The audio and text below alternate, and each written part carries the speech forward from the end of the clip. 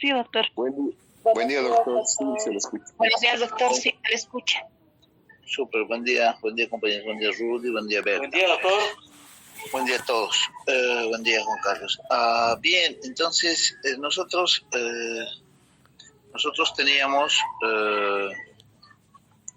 teníamos el cuestionario 1 para el día de hoy, ¿verdad? Entonces, ahí tengo, por ejemplo, 73 intentos, 73 personas que han elaborado el cuestionario, y vamos a ir revisando alguno de ellos, ¿no? Vamos a revisar, por ejemplo, no sé, el de Kevin. Bien, entonces, en ese sentido vamos a ir realizando el avance. Ahora, a ver, voy a tratar de habilitar mi cámara. Sí, pero pierdo mucha señal. Vamos a por hoy, hasta que se recupere la señal, vamos a ir con la cámara apagada. A ver, entonces, iniciamos nuestros cuestionarios, iniciamos el avance del tema del ordenamiento jurídico, de la idea de qué vamos a entender por ordenamiento jurídico internacional, las diferencias entre ordenamiento jurídico internacional público, privado, sus elementos, sus caracteres, sus peculiaridades y sus posibles explicaciones, ¿no? Entonces vamos a ver qué se entiende por este derecho internacional público. Vamos a hacer la diferenciación con el derecho internacional privado, son dos disciplinas distintas. Vamos a ver que además vamos a tener dos enfoques, ¿no?, del derecho internacional público, uno desde un enfoque sociohistórico y otro desde una disciplina jurídico-formal, ¿no? De sociohistórico un poco más realista histórico y otro desde una perspectiva más positivista. Vamos a ver esta diferencia. Además vamos a ver cuál es la jerarquía del ordenamiento jurídico nacional e internacional. Esto primero en normativa interna, como la Constitución boliviana, y también jurisprudencia internacional, para ver qué es lo que sucede al respecto, cuál es el ámbito de relación inicial que vamos a tener entre el derecho internacional público y el ordenamiento jurídico nacional. También vamos a ver de manera muy somera la evolución de la comunidad internacional y vamos a tratar de distinguir etapas dentro del derecho internacional. Etapas que van a corresponder a la aplicación o no de determinadas normas jurídicas. Por ejemplo, vamos a ensayar ahí algunas teorías que tienen algunos profesores bolivianos respecto a la reivindicación marítima desde este ámbito. Siguiente, en la evolución, como diría Hegel, tiene una línea, ¿no? Hay una evolución lineal, y si creyéramos en esta teoría, y por lo tanto vamos a ver que van a haber retos para el desarrollo del derecho internacional. ¿Cuáles serán estos? Pues vamos a ver, ¿no? Fundamentalmente ahora estamos viviendo con la guerra entre Rusia y Ucrania. Estamos viendo uno de los retos que ha resurgido fundamentalmente, que es el principio de igualdad material. Vamos a ver cuáles son los principios del ordenamiento jurídico internacional. Como saben ustedes, los principios son normas jurídicas que direccionan, que iluminan, que irradian las reglas jurídicas. Vamos a ver cuáles son estos principios. También vamos a tratar de explicar las estructuras normativas del ordenamiento internacional, el rol de los estados en el derecho internacional público, rol fundamental como miembro pleno del derecho internacional. Y ya en la última parte vamos a explicar la importancia de las organizaciones internacionales como sujetos de derecho internacional, de los pueblos y de los individuos. ¿Ok? Entonces, muy bien, pasamos a la pregunta 1 entonces. Ahí, ¿cómo nos organizamos? Como habíamos visto, o como les había explicado, vamos levantando la mano en el Meet, y en ese sentido voy cediendo la palabra y nuestro compañero representante va registrando las participaciones. Ok, entonces, ¿está el compañero representante? Sí, doctor, aquí estoy. Cristian Corani era, ¿no? Corina. Corina, perdón. Cristian, Corina, mil disculpas, Cristian. Bien, muy bien, entonces veo que no hay manos levantadas. En ese sentido, exhorto a ustedes a participar y hasta mientras que agarremos confianza vamos a ir avanzando algo al respecto, ¿no? Entonces, no encuentro la opción de alzar la mano, estoy buscando. ¿en serio no hay? Entonces pueden escribir en el chat, tal vez hay algún problema con esto, pero lo que podemos hacer es escribir en el chat quiero participar, ¿no? Escriben en el chat quiero participar y entonces ustedes les cederé la palabra. Entonces les parece cuando hay este tipo de problemas, excelente, ahí aparecieron quiero participar, alzo la mano, ahí está. Rudy Guañapaco, José Michel Mamani, Rudy Guañapaco nuevamente y después Franz. Vamos con Rudy, por favor, con la pregunta 1. La pregunta 1 nos dice, se divide en cómo se entiende el derecho internacional público desde dos perspectivas. Uno desde una perspectiva sociohistórica y otro desde la perspectiva jurídico-formal. Dale, por favor, Rudy. Ya, bueno, la primera pregunta, ¿cómo se entiende el derecho internacional público desde la perspectiva sociohistórica y desde la perspectiva formal? Bueno, debemos partir de la constatación en el sentido de la organización. Estos principios se fundan. Podemos hablar de la perspectiva jurídico-formal en la carta que se formó en estos propósitos, en la carta que se formó en la OEA. Esto se puede decir con elementos esenciales no solo para preservar los primordiales fines de paz y la seguridad, sino el cumplimiento de todos los objetivos de la carta, incluyendo aquellos de naturaleza económica, cultural y social. Esto de la OEA podemos hablar, doctor, que es en un sentido internacional para preservar, ¿no?, los derechos que tendrían cada estado, yo creo, doctor, para coadyuvar, ¿no?, el respeto, el mutuo respeto y la fraternidad que tendría que haber, o la amistad que tendría que haber entre los países que están en esa asociación, como esta es la OEA, la Organización de Estados Americanos. Ya, gracias Rudy. Vamos a comentar enseguida tu participación, pero le vamos a hacer la palabra a José Michael Mamani también, y con eso voy a dar una pequeña explicación. Vamos, por favor, José Michael. Michelle, doctor, buenos días. José Michel, perdón, mil disculpas. Dale. Desde dos perspectivas, ¿no?, se puede tener el derecho. Desde la sociohistórica, por ejemplo, entendemos que el derecho internacional regula las relaciones de un conjunto, de personas, un grupo social. Esta sería la actual comunidad internacional y trae tres consecuencias. Uno, está integrado por los pueblos del planeta y organizaciones a las que pertenecen los seres humanos. Dos, establecen componentes en esas relaciones. Se basan en valores sociales dominantes, y esto determina el ordenamiento. Y tres, la comunidad internacional es producto de una larga evolución. Desde la perspectiva jurídico-formal, el derecho internacional presenta tres rasgos. Uno, es un ordenamiento jurídico autónomo, tiene sus propias formas de creación de normas, se constituye en un sistema jurídico distinto de los ordenamientos estatales.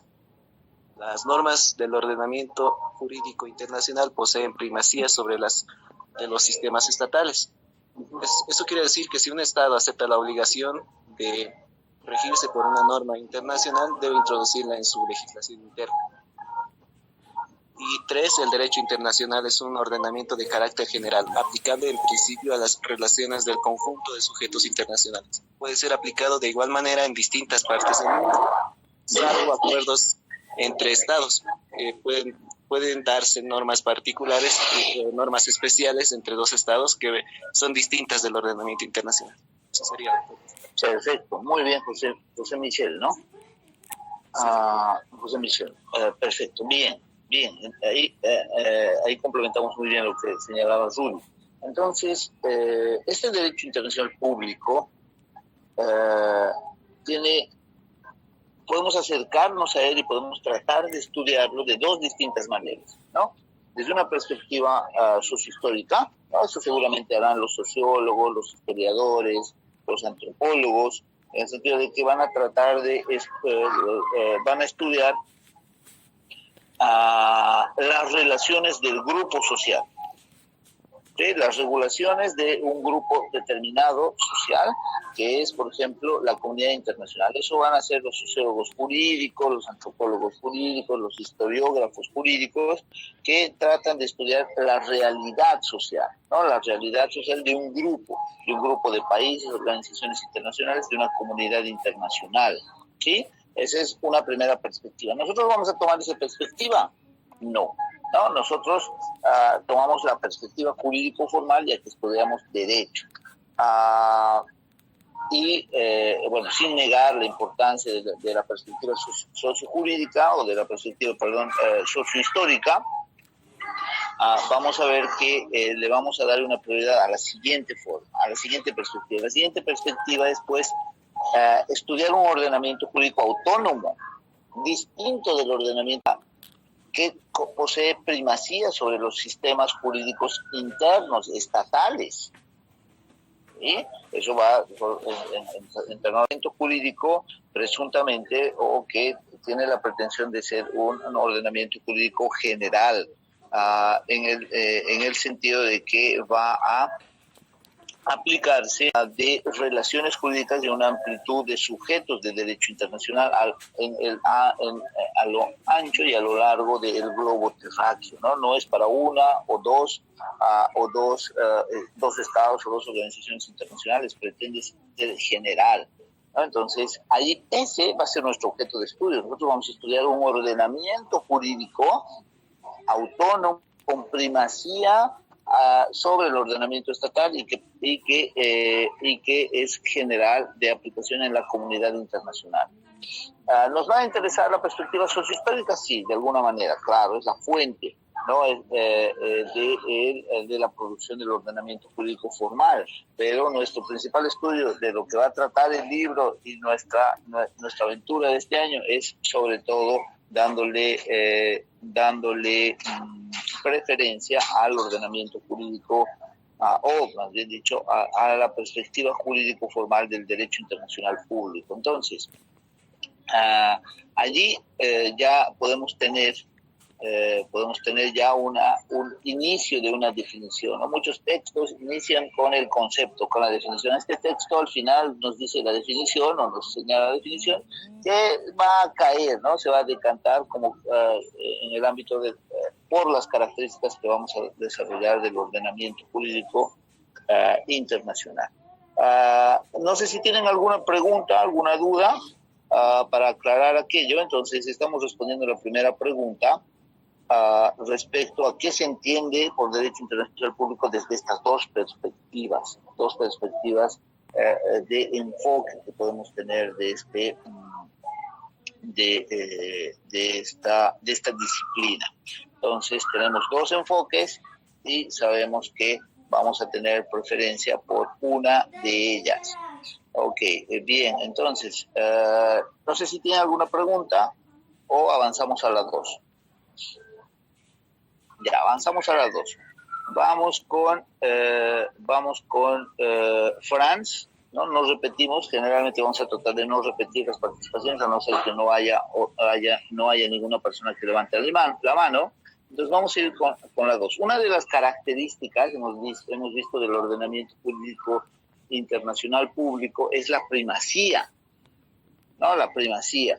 Entonces nosotros preguntamos, oye, ¿estas normas internacionales tienen primacía sobre las normas nacionales? Y hemos visto que sí, sobre los sistemas estatales. ¿Por qué? ¿Cómo se justifica esta respuesta? Dale, por favor, Franz. Previo, doctor. Buen día, compañeros. Buen día, doctor. Bueno, ¿por qué en todo caso? Porque las normas nacionales o estatales, en todo caso, no pueden invocar a su legislación interna para sustraerse de una obligación que el derecho internacional pues le impone respecto a otro Estado. Bueno, esta obligación es obviamente que debe ser cumplida de buena fe también por los Estados a los que se están comprometiendo en dicha obligación internacional, doctor. Muy bien, muy bien. Gracias, Juan. Ahí ya no voy a dar la palabra porque la respuesta ha sido muy clara, ¿no? Dos cuestiones fundamentales. El sustento del derecho internacional público es el principio de buena fe, ¿no? Si se ha asumido una obligación en virtud de normas internacionales, estas deben cumplirse. Pacta sunt servanda. Sí, se acuerdan del debate, por ejemplo, en el caso Bolivia versus Chile, en el tema marítimo, el tema de la obligación de negociar. Se hablaba de la pacta sunt promisio, ¿no? Como queriendo extender el fundamento. No se ha logrado, no se ha fracasado en ese intento, pero lo que sí es evidente en el derecho internacional es que se funda en el pacta sunt servanda. ¿Tienes un compromiso? Cumplir. ¿Sí? Ese es el principio fundamental. Y el segundo,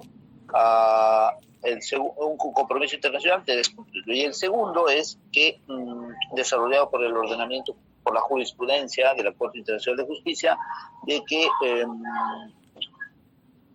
un Estado no puede invocar su legislación para vulnerar el ordenamiento jurídico internacional. Por ejemplo, no podemos decir la Carta de la ONU ha establecido la igualdad soberana de los estados o ha establecido la interdicción de la guerra, y no puedo decir, es que mi Constitución dice que le tengo que hacer la guerra a Chile para recuperar el mar y por lo tanto voy a aplicar mi Constitución porque es norma suprema y ya está. No puedo decir eso. Ya he tenido un compromiso previo internacional y existe un principio general del derecho internacional de prohibición de la guerra, el cual se va a aplicar con primacía del ordenamiento jurídico internacional sobre el nacional. Esto estaba en discusión hasta hace unos 20 años, ¿será, no? Y algunos internacionalistas y constitucionalistas todavía siguen debatiendo al respecto, pero aquí utilizando la perspectiva sociohistórica ya esto ha quedado sumamente claro cuando hay una realidad y hay una jurisprudencia uniforme de los tribunales internacionales, y además los estados ya lo han admitido, así como Bolivia lo ha hecho, ¿no? Bolivia en su constitución, en el artículo 256, en el 13, en el 410, el Tribunal Constitucional en sus diferentes jurisprudencias ha reconocido la primacía del derecho internacional sobre el derecho interno, en virtud de estos dos fundamentos. Entonces es importante, ¿no? Estamos entrando a un nuevo ordenamiento, una diferente, una distinta forma de organización jurídica, que es la de la que regula las relaciones internacionales, regula la comunidad internacional. Y estamos viendo que se aplica, tiene características propias, entre las cuales está la primacía. Entonces esto es súper importante. ¿Lo reconoce Bolivia? Sí, lo reconoce Bolivia.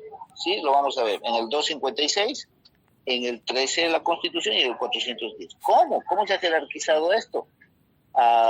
Nos van a decir estos artículos que cuando, por ejemplo, existen derechos más favorables reconocidos por tratados internacionales, deben aplicarse los tratados internacionales, no debe aplicarse la ley nacional. En el 410 lo mismo. Ahora tenemos algo que se llama positivizado el bloque de constitucionalidad, que está formado por los tratados internacionales de derechos humanos y por el ordenamiento jurídico comunitario, ¿sí? Es decir, por la normativa de la comunidad andina, normativa internacional. Entonces estamos aplicando de manera preferente. Lo mismo, por ejemplo, con una sentencia de la Corte Interamericana. Ustedes van a poder ver sentencias de la Corte Interamericana, en la cual no podemos decirle, creo que les he contado el caso Duque Maldonado versus Colombia. No podemos decirle, pues, a la Corte Interamericana o a la comunidad internacional, es que mi Constitución dice que el matrimonio es entre hombre y mujer únicamente. No, ya esto se ha ampliado en la jurisprudencia interamericana Y bueno, pues eso debo aplicar preferentemente. Más aún cuando mi Tribunal Constitucional así lo reconoce. Vamos a leer más adelante, o los que ya gusten pueden leer la sentencia 110-2010 de mayo del 2010 del Tribunal Constitucional. ¿Ok? Entonces, me imagino que ya han leído también esta sentencia. Entonces, ahí avanzamos con esta pregunta. No sé si tienen alguna duda al respecto. Tal vez alguien puede dudar, puede decir, ya, bueno, ¿cómo hacemos aquello? ¿Cómo aplicamos este ordenamiento internacional? Si va en contra de una ley, y el único que puede declarar la inconstitucionalidad de una ley y su inaplicabilidad es el Tribunal Constitucional en un sistema concentrado mixto. Tal vez podrían preguntar ello, pero entiendo que están llevando constitucional todavía. Entonces, tal vez no les surge esa pregunta todavía, pero lo que damos a entender claramente es que este ordenamiento jurídico, cuando existe una antinomia o cuando existe un derecho reconocido de manera más amplia, con mayores garantías, se aplica sobre el ordenamiento jurídico estatal. ¿Queda claro eso? Sí, tiene primacía. Y algo súper importante, ¿no? Lo segundo que hemos descuidado, que no puedo alegar el incumplimiento del ordenamiento jurídico internacional alegando o arguyendo mi normativa interna. Eso, por ejemplo, la riqueza de este libro que les decía es que te toma casos, ¿no? Ya no te dice solamente esto es la teoría, te dice, ya, ha habido un asunto de las poblaciones griegas y turcas, conocido por la Corte Internacional de Justicia, Corte Permanente de Justicia Internacional, que se ha resuelto de esta manera. ¿Ya? Lo contrario significa ilícito internacional. ¿Vale? Super. Vamos a la 3, o tienen alguna pregunta, duda o alguna solicitud de ampliación. ¿No? Ya, vámonos a la 3 entonces. Vamos con Odalis Cristal Condori. Buen día, doctor. Sí, respecto a la tercera pregunta que dice describir la evolución de la comunidad internacional, bueno, de manera resumida, podemos ver que sí, anteriormente, desde la antigüedad, o como dice en el texto, en la Edad Media, estaba gobernado por la fe religiosa en sí, que conforma el papado o el imperio. Entonces, fueron 4 razones por las cuales esto ya fue decayendo. Sin embargo, de manera resumida, podemos decir que los estados querían independizarse del poder del papado y del imperio. 2, también por la expansión de los estados, ya que los estados querían ir a gobernar o querían ir a sacar la riqueza de otros territorios en los otros continentes. También tenemos la 3, que respecta a las funciones principales de los estados soberanos, donde ellos querían ya más garantizar sus derechos, ya que no tenían derecho frente al imperio. También tenemos la 4, sobre todo se dio por los acuerdos de comercio, y por los acuerdos de comercio ellos decidieron darse normas de paz para no afectarse en sí. Y además que hoy en día, por la mundialización, como lo denomina en el texto, ya es un poco, la comunidad internacional se ha relacionado y además ha afectado a la independencia de los estados, ya que la identidad no se está respetando por la influencia de la tecnología y el desarrollo tecnológico de los estados más desarrollados. Bien, excelente, Odalis, gracias. Le vamos a dar la palabra también a David Carlos Zuñagua, Intaya. Dale, David, por favor. Con la 3. Buen día, doctor. Buen día, compañeros. Bueno, yo he podido identificar, ¿no?, que a lo largo de la evolución de la comunidad internacional, pues la Sociedad Internacional de Estados Soberanos han hecho referencia a que un Estado soberano surge con la pretensión de asegurar a sus nacionales, es decir, tanto a la población interior contra, injusticias o avasallamientos de otros estados, ¿no? Esto partiendo siempre en un primer punto de la soberanía interior. Por otra parte, ha ido evolucionando cuando se ha aplicado la operación pacífica entre estados a la protección de intereses generales en diferentes materias, como por ejemplo en comunicación, posteriormente sanidad, esto ahí hablaba un poco sobre las enfermedades y demás, luego asuntos sociales e intercambios económicos. Y luego también ha ido evolucionando más, y eso es lo que se ha pasado a la era de la mundialización, que en síntesis impulsa una ideología económica liberal, potenciando los intercambios económicos y las inversiones, así como la difusión de la información en todo el planeta. Este fin se plasma en las políticas y las regulaciones adoptadas por ciertas organizaciones internacionales. Eso es lo que he podido identificar, doctor. Ya, súper, bien, gracias, Odalis y David. Bien, entonces vamos a ver que la regulación de la comunidad internacional ha atravesado pues unas etapas históricas, ¿no? Primero, vamos a decir que en virtud de esta soberanía ya se ha desarrollado, ya sea como un elemento para formar el protoestado o un elemento incidental. Vamos a ver que el derecho internacional va a surgir cuando existe soberanía, ¿sí? Cuando existe una pluralidad de estados soberanos, ¿sí? Entonces, para que exista el derecho internacional, primero, históricamente, debemos tener la idea de que ya tiene que haber estados soberanos. Tienen que haber, otros autores nos hablan de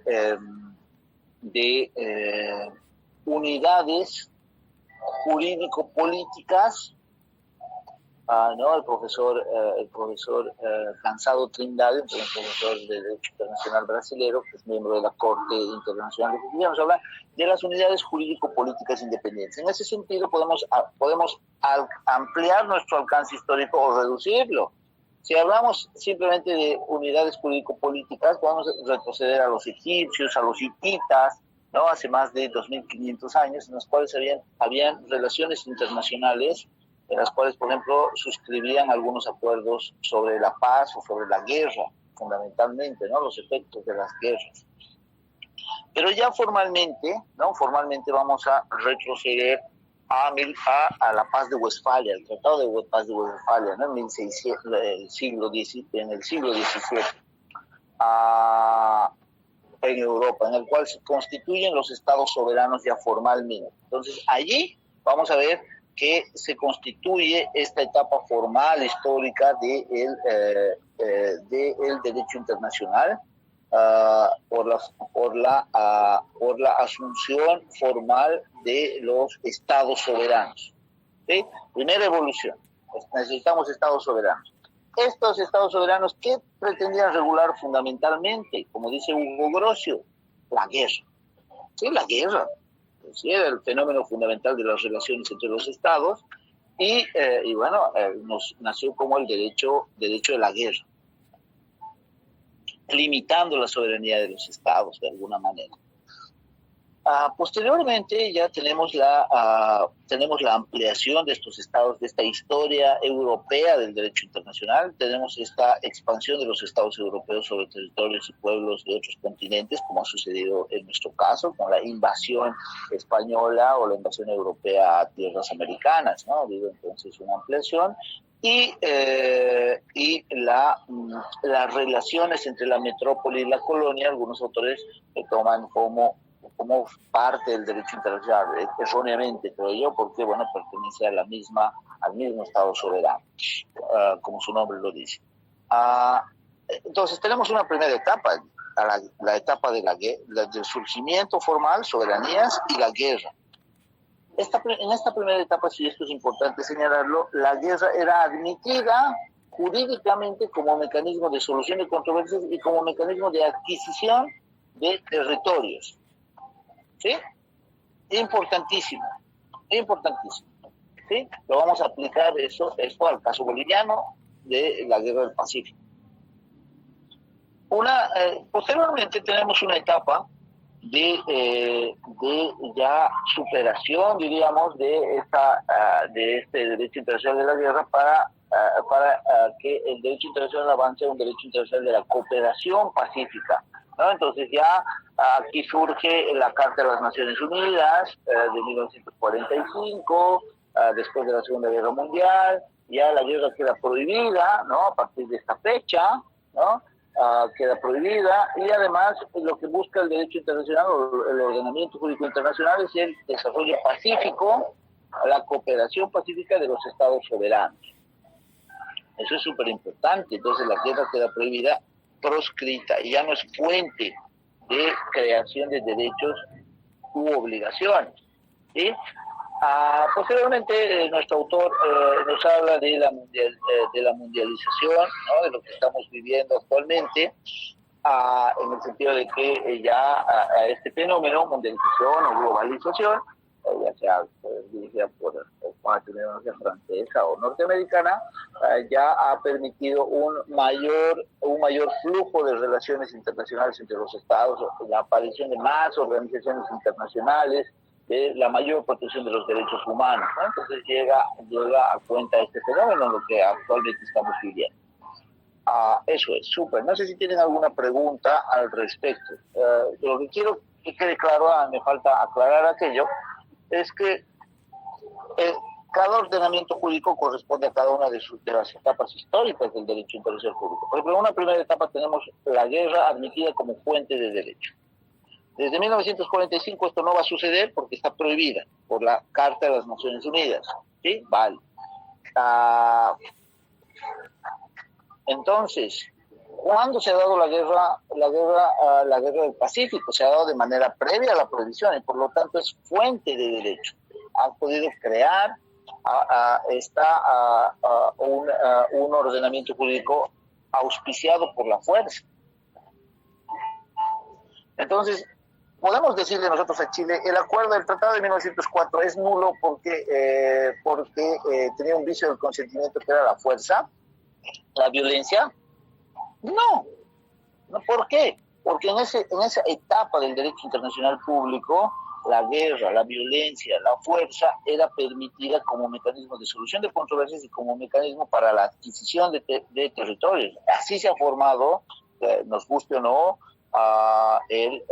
las fronteras políticas del globo terráqueo.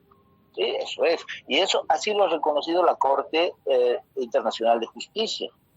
Ya a partir de 1945, con la suscripción de la Carta de las Naciones Unidas, esto ya no es así. Entonces, sí puede aplicar este derecho de la proscripción y de los vicios del consentimiento a fenómenos a partir de 1945.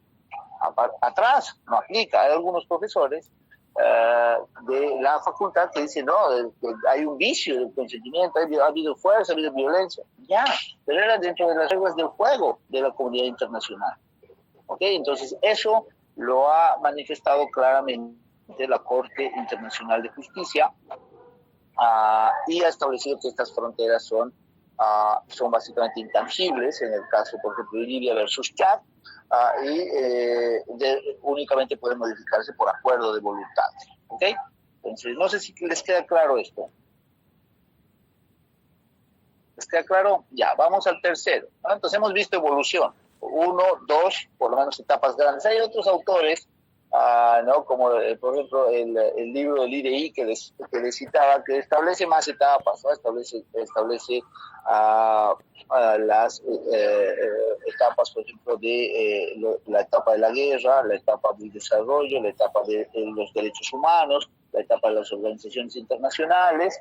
Este libro simplemente nos señala menos etapas y bueno, lo importante es que entendamos que a cada etapa le corresponde un ordenamiento jurídico y a esos hechos sucedidos en un determinado momento hay pues un ordenamiento jurídico que aplicarle y es el momento del hecho. Eso ustedes lo han aprendido en teoría general del derecho. ¿Ok? Bien, ¿y cuáles serán los retos, no? Para más adelante, ¿cómo se espera de este derecho internacional? Y ahora precisamente se encuentra el derecho internacional público en debate por la guerra entre Rusia y Ucrania. Entonces ahí vamos a discutir algo de eso. Vamos con la pregunta número 4, Inés Torres y después Michelle Villarreal. Dale, Inés. Buenos días, doctor. ¿Cuáles serán los retos actuales para el derecho internacional? Los retos actuales son 3. Elaborar una agenda de paz para eliminar el uso de la fuerza de los conflictos internos e internacionales y para hacer frente contra la violencia internacional generada por el terrorismo, lo que genera un desequilibrio político entre los estados. También está dar una respuesta a las necesidades económicas y sociales, ser solidarios todos los estados para lograr el desarrollo económico y social a estados menos desarrollados. También está el promover el respeto de los derechos humanos contra las arbitrariedades de poder. Así, la protección también del medio ambiente, que es un patrimonio de todos los seres vivos.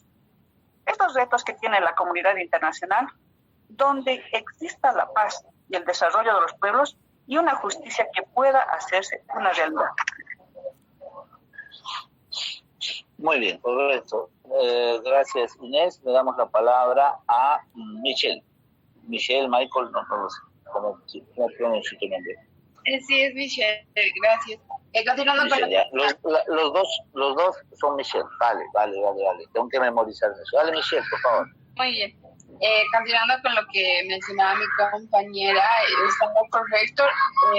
Uno de sus retos es elaborar una agenda de paz, lo que se ha visto que han estado haciendo estos últimos años, no solo por las normas, sino por diferentes programas de diferentes espacios de la ONU, y también proteger otros intereses fundamentales de la comunidad internacional en su conjunto, en particular el de promover el respeto de los derechos humanos por medio de la normativa y aparte también por las instituciones y proyectos que promueven la misma ONU. Bien, estupendo, Michelle. A ver, entonces, hay retos, ¿no? Obviamente, como toda obra humana, esto es perfectible. Si bien se ha desarrollado el derecho internacional prohibiendo unos eventos sociales históricos tan funestos como la guerra, vamos a ver, y promoviendo la cooperación pacífica de los estados, vamos a ver que esto, primero, no se ha logrado absolutamente, ¿no? Por eso vivimos un tiempo de guerra, 1.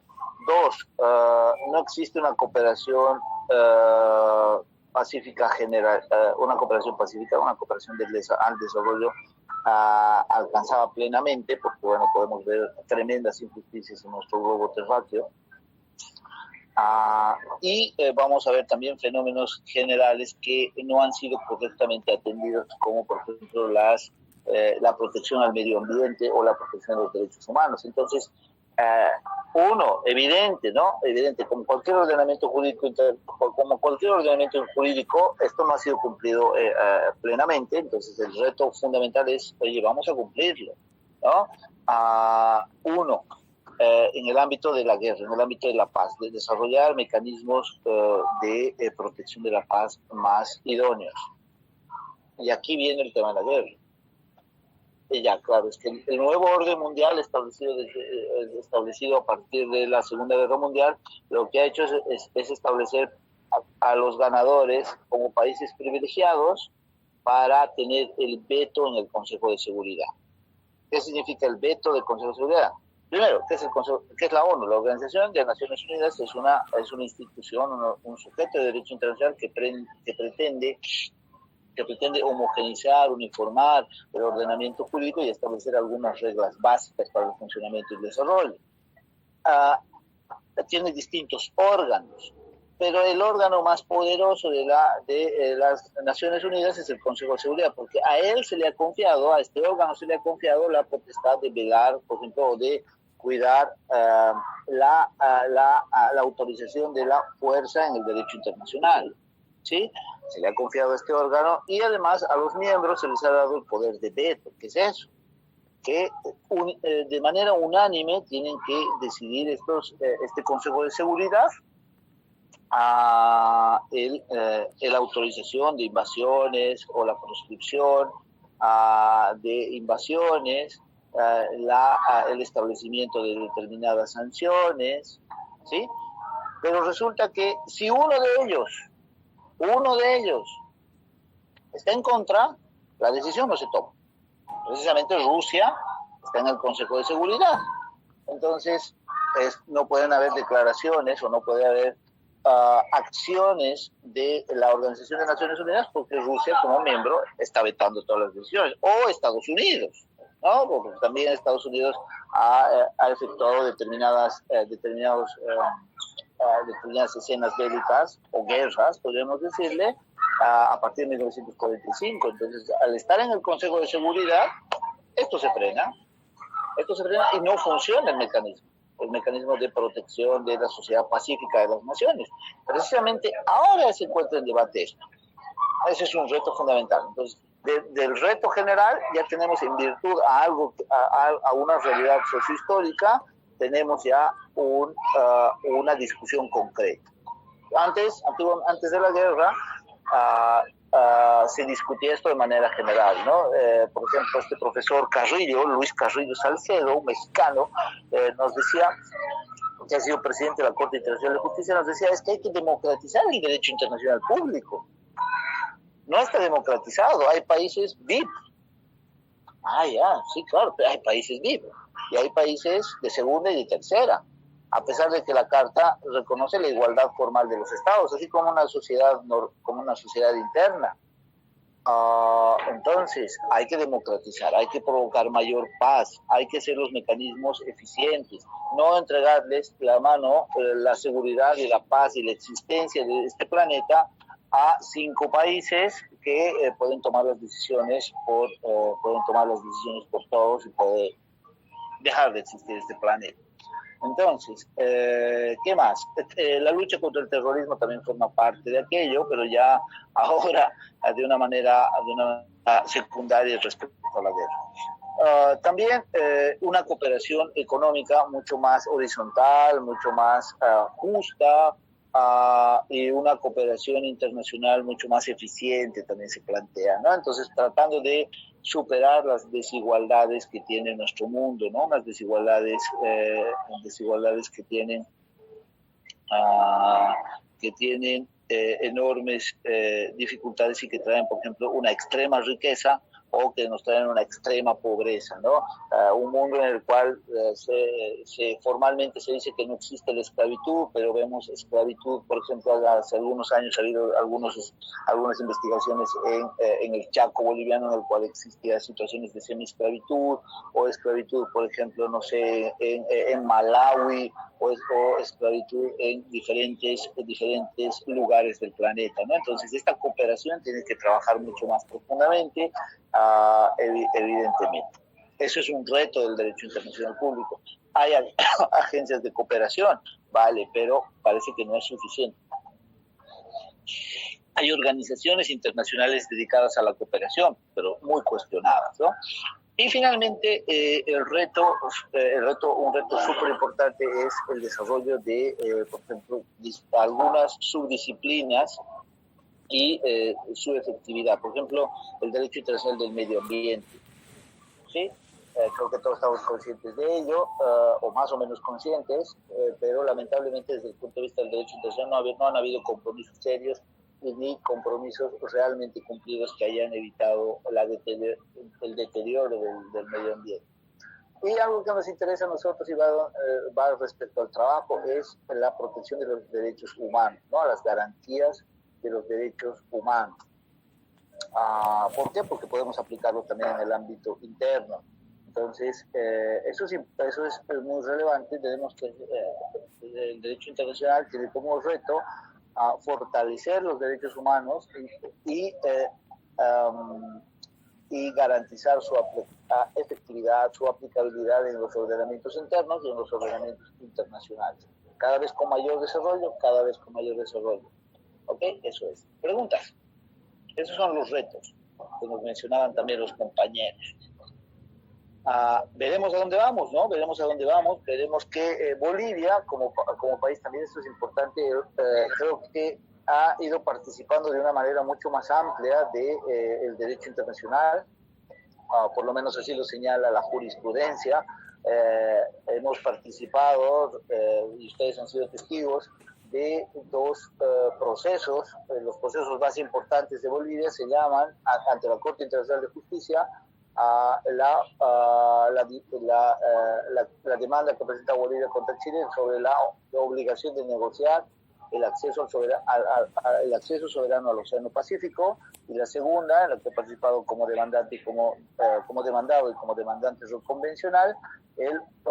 Recientemente hemos visto esto, el estatus, la disputa por el uso y el estatus de las aguas del Silar, ¿no? Entonces, ambos contra Chile. Ha participado más, entonces ya ha sido demandante, demandado. También cada vez participamos más del Sistema Interamericano de Derechos Humanos. Pero vamos a ver que somos uno de los países que menor presencia tiene en estos ámbitos. ¿Qué más? Cada vez en el ámbito interno, en el ámbito del foro jurídico, se habla de acudir al Sistema Interamericano de Derechos Humanos. Y acudimos con mayor magnitud, pero igual seguimos siendo uno de los países que menos acude al sistema interamericano. Entonces es un reto para nosotros, ¿no? Es un reto para nosotros como abogados o futuros abogados, conocer este sistema interamericano, al menos el más cercano de protección de los derechos humanos, y tratar de utilizarlo efectivamente. Tratar de establecer, medidas cautelares, o tratar de presentar aplicaciones, tratar de al menos conocer la jurisprudencia de la Corte Interamericana para aplicarla a los casos nacionales. Ese es un reto importante. Dale, por favor, ¿había alguien con alguna pregunta? Doctor, buen día. Lucero, dale. Bueno, tal vez más que como pregunta, como comentario, tal vez estoy equivocada. Tal vez entonces podemos decir que si bien en la teoría la Organización de las Naciones Unidas pretende una igualdad entre estados, ¿no?, y evitar la guerra, en la práctica es muy diferente. Los países, aunque se dice que son iguales, no es cierto, el principio de isonomía no se da. Como usted mencionaba, un voto de Estados Unidos contra el de Bolivia no tiene mucho peso, aunque son dos países que deberían ser considerados iguales, en la práctica no es así. Y si bien se ha prohibido las guerras armadas, la guerra fría actual que existe entre las naciones es demasiado fuerte. La guerra, por ejemplo, entre economías mundiales, es muy, muy alarmante. Eso ha provocado una gran desigualdad económica de la que se debería erradicar, pero gracias a las guerras frías que existe y de la cual todavía no se ha hablado dentro, fuerte como de las guerras que utilizan la fuerza, ¿no? Ha provocado mucha desigualdad económica.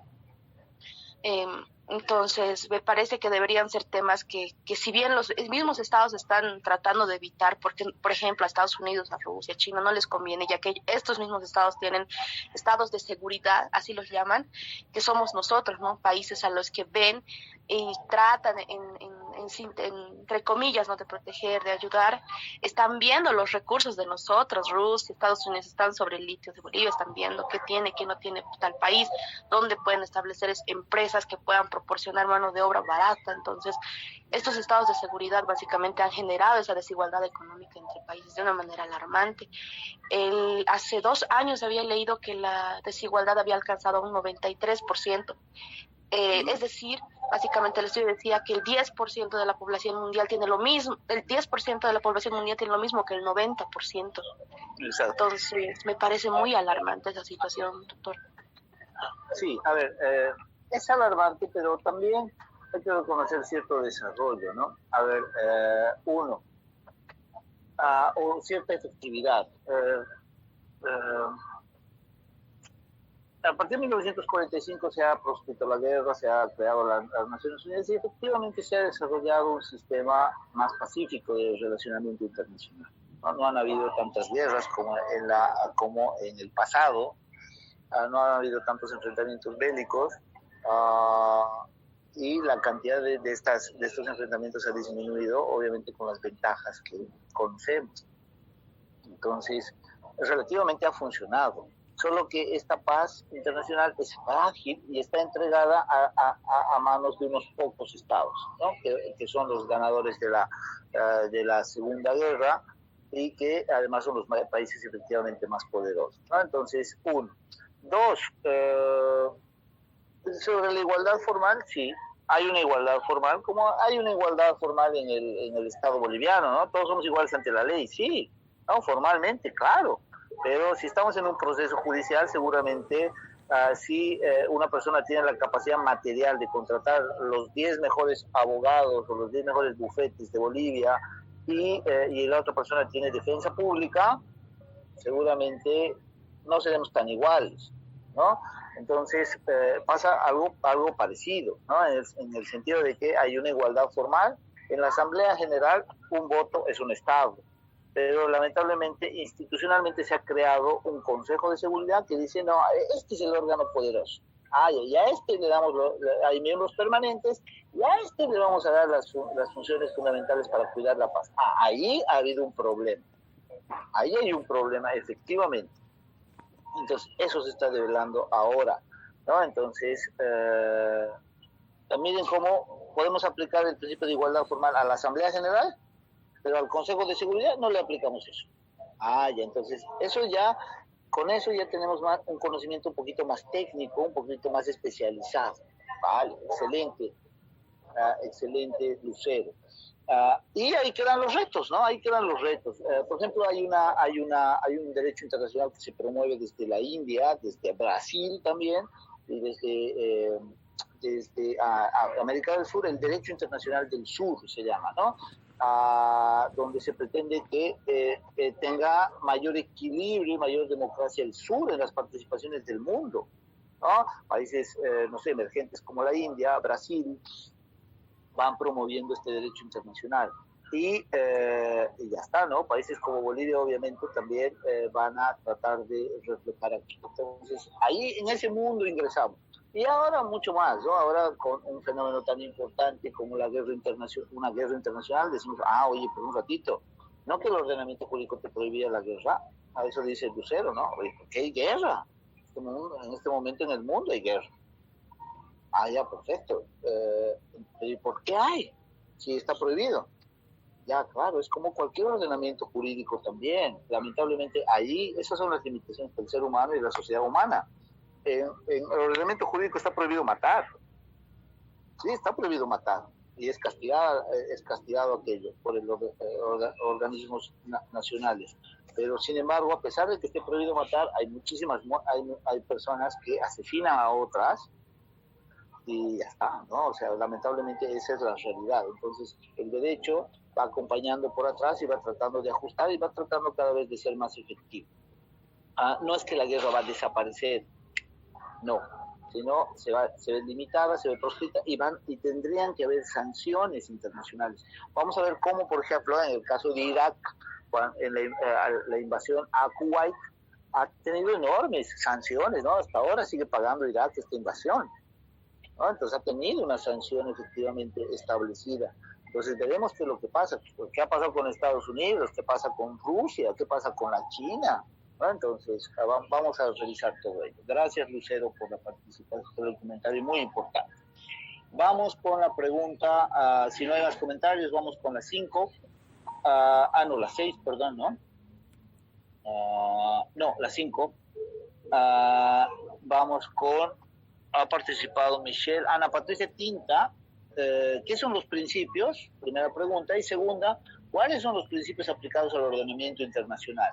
Dale, Ana Patricia Tinta, y después Brian. Buen día, doctor. Bueno, lo que yo he entendido, los principios son aquellos que expresan ciertos valores jurídicos fundamentales. Puede ser tanto en toda la comunidad internacional o solo en cierta parte de ella. Para los principios que se aplican en lo que es el ordenamiento internacional son principios estructurales y principios generales del derecho. Los estructurales o fundamentales son principios como la soberanía, la igualdad, la solidaridad, cooperación o protección. Y los generales del derecho son aquellos que se obtienen a través de lo que son las normas consuetudinarias internacionales. Ya, gracias Ana Patricia. Brian, por favor. Buen día, doctor. Bueno, los principios serían que están expresados de los ciertos valores jurídicos que son fundamentales y que informan en el sistema jurídico en su totalidad, que determinan un territorio, es decir, sí, doctor. Bueno, estos son los límites y las obligaciones que les imponen las normas. Como sería el caso del mar, el territorio aéreo, también con los principios estructurales.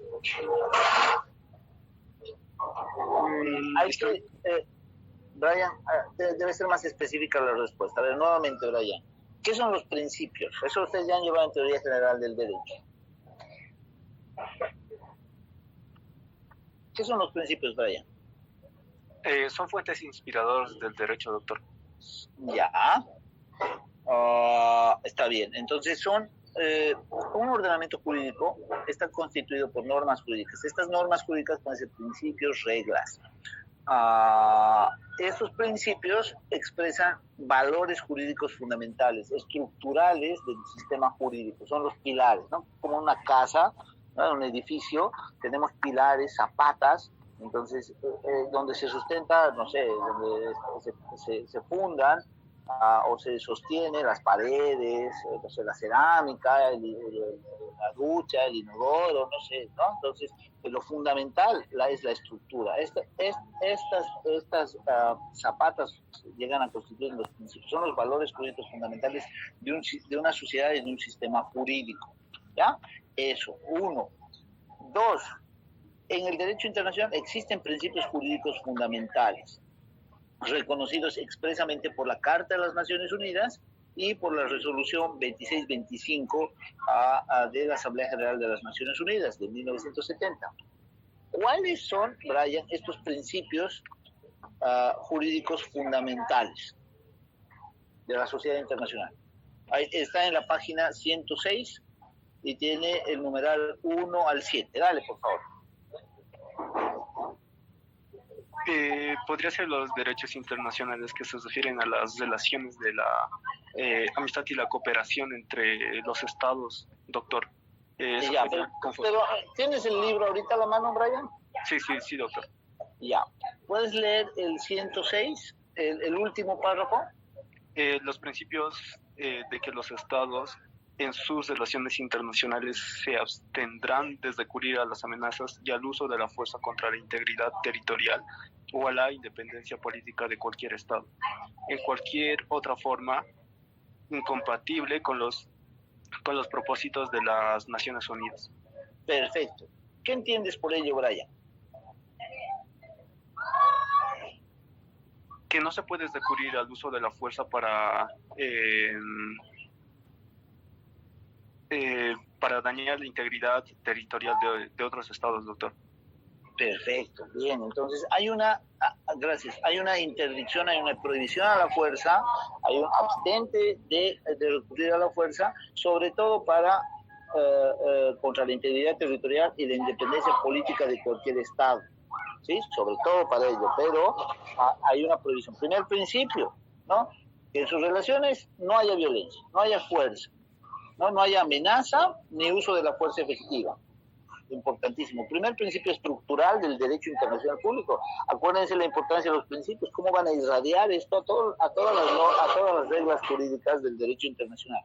Entonces esto es importante, es pregunta de examen, ¿no? ¿Cuáles son los principios estructurales del ordenamiento internacional?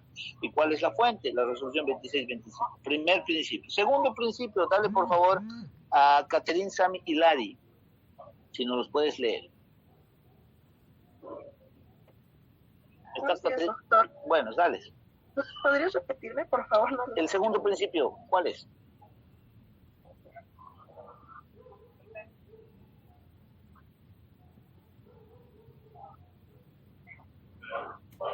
El segundo principio, ayudándole a la Catherine, es... El principio de que los estados arreglaran sus controversias internacionales por medios pacíficos de tal manera que no se pongan en peligro ni la paz, ni seguridad internacional, ni la justicia. Ya, súper, está bien, pero es importante darle el tiempo y la lectura correcta al verbo arreglarán. No arreglarán, sino dice el principio de que los estados arreglarán, ¿no? Como prescripción, arreglarán sus controversias internacionales por medios pacíficos, de tal manera que no se ponga en peligro ni la paz y seguridad internacionales ni la justicia. Seguramente podemos debatir en el ámbito de la filosofía del derecho cómo podemos entender estos valores, ¿no? Paz, seguridad, justicia internacionales. Pero lo que tenemos aquí es, un principio de derecho internacional. No está prohibida la guerra, por lo tanto, ¿cómo vas a arreglar tus controversias? Hay un menú, ¿no? Hay unas opciones que da el derecho internacional para que los estados arreglen sus controversias pacíficamente, ¿no? Por ejemplo, vamos a ver arbitraje, vamos a ver buenos oficios, conciliación, intermediación, negociación, ¿ok? Vale, muy bien, gracias Caterine. Vamos con la tercera, con Yeina Adriana. ¿Está Yeina? No está. Yo voy revisando. Ya, dale Yeina, del 3 al 7, por favor.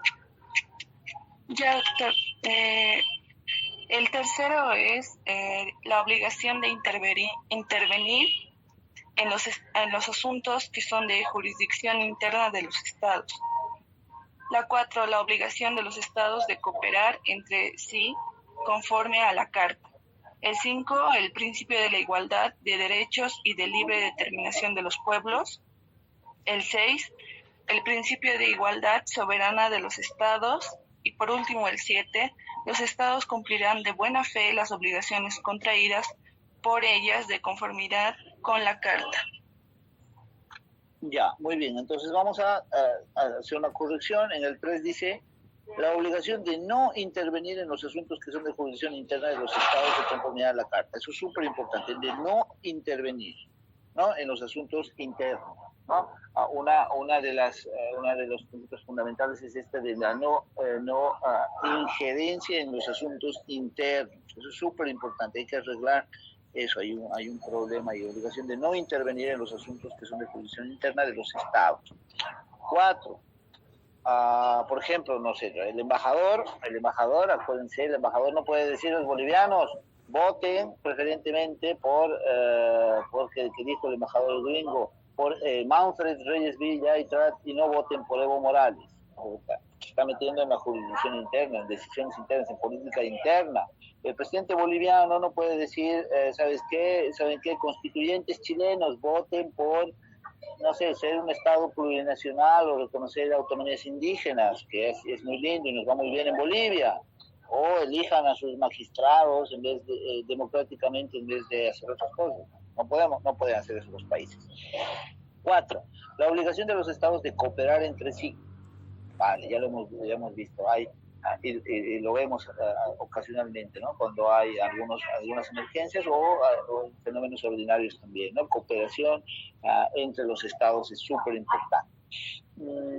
Igualdad de los derechos y la libre determinación de los pueblos, lo vamos a desarrollar y vamos a ver que esta igualdad todavía es formal, no es material, pero hay un principio de igualdad, un estado, un voto, ¿no? Debería esto materializarse, ¿sí? A pesar de que hay este principio, hay reglas inferiores que vulneran este principio.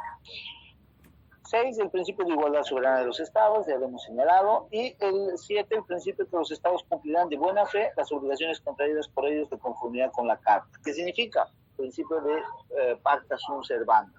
Me comprometo a hacerlo, ya tengo que hacerlo por el compromiso voluntario que he adquirido. En el derecho internacional, fundamentalmente, en el derecho internacional, lo que existe es la obligatoriedad por la voluntariedad, ¿no? Me comprometo a hacerlo, ya pues. Te has comprometido, tienes que hacerlo. Nadie te ha obligado a firmar un determinado tratado, o a firmar una determinada convención internacional. Entonces existe el principio de buena fe. Bien, excelente. Entonces, vámonos. Si no hay alguna pregunta respecto a sus principios jurídicos fundamentales del ordenamiento jurídico internacional, nos vamos a la 6. Dale, por favor, Michelle. Doctor, disculpe, ¿podría repetir el principio número 1 y el 2?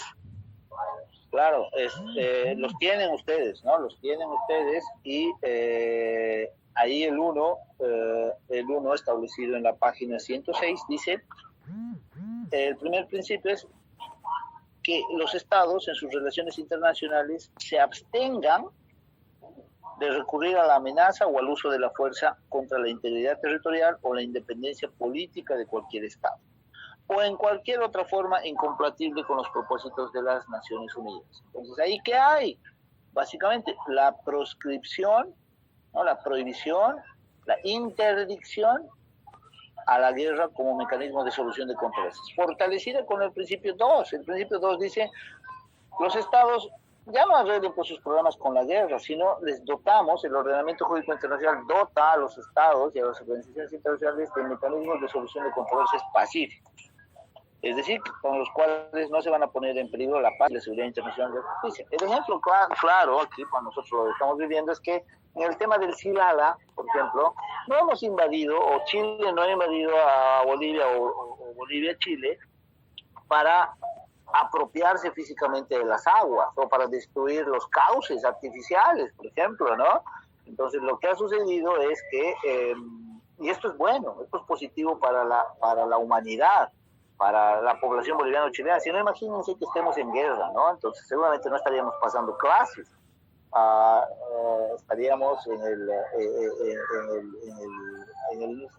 sur de Potosí, estaríamos enfrentándonos por estas aguas.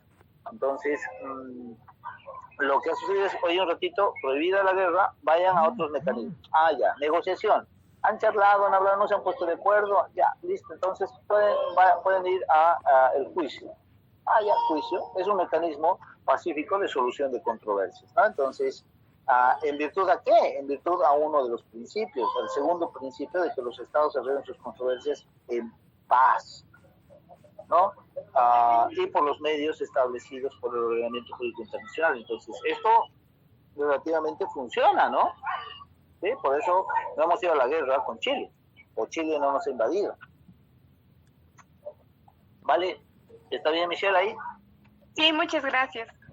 Ya, listo. Entonces, ¿tiene utilidad? Sí, ¿no? Sí, estamos verificándolo. Vamos con las 6. Creo que ya no hay participantes, pero no sé si alguien quiere repetir. Rudy había levantado la mano 2 veces. O alguien que quiera participar con la pregunta número 6. Explica, la 6 es las estructuras normativas del ordenamiento internacional. Doctor, ¿podría? Sí, dale, Franz, por favor. Está bien, doctor. Pregunta 6. Explica las estructuras normativas del ordenamiento internacional. Y bueno, como respuesta, las estructuras normativas están conformadas yo he puntualizado 3 puntos muy importantes, lo que son las relaciones de coexistencia entre los estados soberanos que poseen distintos niveles de poder. 2, la cooperación de los estados para el logro de objetivos comunes de forma institucionalizada, es decir, organizaciones internacionales, o de forma no institucionalizada, como los tratados internacionales.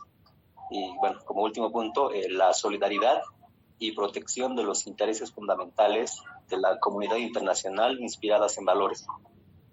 Eso sería, doctor, después. Ya, está muy bien. A ver, vamos a ver. El texto nos habla de que, primero, ¿no? El derecho internacional es un sistema, es un sistema ordenado, racional, de elementos normativos, ¿sí? Y a pesar de que podemos distinguir didácticamente de 3 estructuras, vamos a ver que esto forma parte de una unidad, ¿sí? Eso es súper importante respecto al derecho. ¿Cuáles son esos núcleos separados que se agrupan y van relacionándose en el ámbito internacional? El primero nos señala que son los principios y normas internacionales. El núcleo originario de los principios y normas internacionales es el relativo a los poderes o competencias de los estados en sus relaciones mutuas, nos dice el texto. ¿Sí? Entonces, es una estructura jurídica de carácter horizontal. Eso es súper importante. En el cual hay una organización del poder descentralizado, del poder jurídico descentralizado. ¿Sí? Los estados van a asumir estas decisiones y que fundamentalmente va a garantizar el ejercicio exclusivo del poder en el propio territorio, ¿no? Entonces ahí va el primero, ¿no? El primer núcleo fundamental. El segundo, como nos decía Franz, va a constituir en la que surge en el siglo XIX y potenciado en el XX como el principio de cooperación pacífica entre los estados para el logro de ciertos objetivos. Y finalmente el tercero es en la comunidad internacional, en una institución con vocación universal en su condición como las Naciones Unidas, y el hecho de que en ella se expresen las necesidades y aspiraciones de todos ha posibilitado que en las últimas décadas haya surgido otro núcleo de normas, nos dice el libro, en cuya base se hallan los principios de solidaridad y de protección de los intereses fundamentales de la comunidad internacional. ¿Sí? Entonces, estos van a ser los tres núcleos fundamentales que van a interrelacionarse y que van a formar el derecho internacional. Ya los hemos ido adelantando, explicando algunos de ellos, y vamos a ver cómo van a ir funcionando esto. Notamos en el primer núcleo, por ejemplo, este carácter horizontal. ¿Qué significa ello? Y eso es importante. En el ordenamiento jurídico internacional no hay un legislador centralizado, ¿no? Como sucede en el orden interno. Hay un legislador, ese legislador procesa y sanciona la ley y todos debemos cumplirla. En el ámbito internacional no hay un legislador internacional, no hay un codificador, y lo que hay más bien son niveles horizontales y desconcentrados de las fuentes del derecho.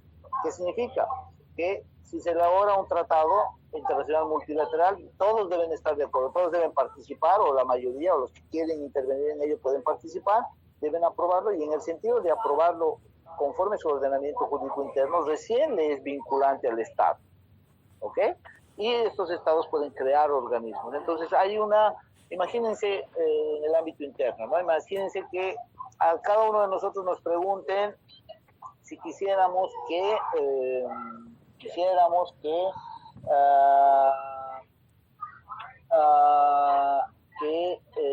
no sé, que la vicuña, ¿no? Que la vicuña sea proclamada como algo más general, que nos pregunten algo que establezca obligaciones, que nos digan si, por ejemplo, pertenecer a un club deportivo sea obligatorio para cada uno de nosotros y que necesariamente tengamos que pagar unos aranceles a estos clubes, ¿no? Y nos pregunten, el Estado nos pregunta a cada uno de nosotros y regulemos aquello nosotros. Entonces, nosotros, si estamos de acuerdo, recién se nos sería vinculante, ¿ya? Entonces, eso sucede en el ordenamiento internacional. En cambio, en el ordenamiento nacional, directamente el legislativo, en virtud de la teoría de representación del pueblo, aprueba la ley y ya no es obligatorio. Pues, a nadie ha elegido, por ejemplo, a un fiscal o a un juez en lo penal, en lo familiar, para que le procese.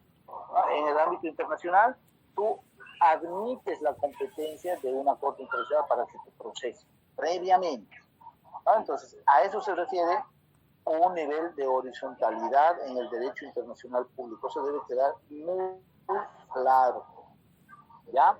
Eso en virtud de la soberanía nacional. Debe haber una confluencia de la soberanía nacional con el derecho internacional, en la mayoría de los casos, ¿ya?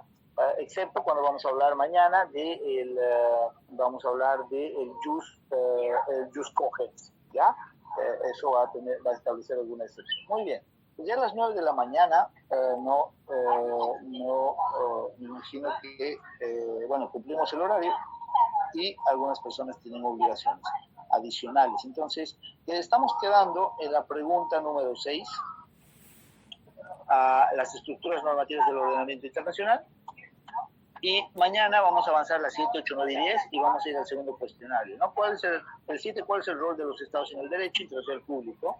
Y algo que recomendarle a las otras personas, ¿no? Por ejemplo, he visto algunos cuestionarios que no tienen completas las respuestas, entonces completen las respuestas. Esto les va a servir como una especie de banco de preguntas, acuérdense. Y si tienen bien las respuestas, van a poder auxiliarse con eso en los exámenes, ¿no? Entonces, eso es. No sé si tienen alguna duda y si no, nos vemos mañana. ¿Alguna pregunta? Quedamos en las 7. Voy a escribir en el WhatsApp y quedamos en las 7. ¿Nada?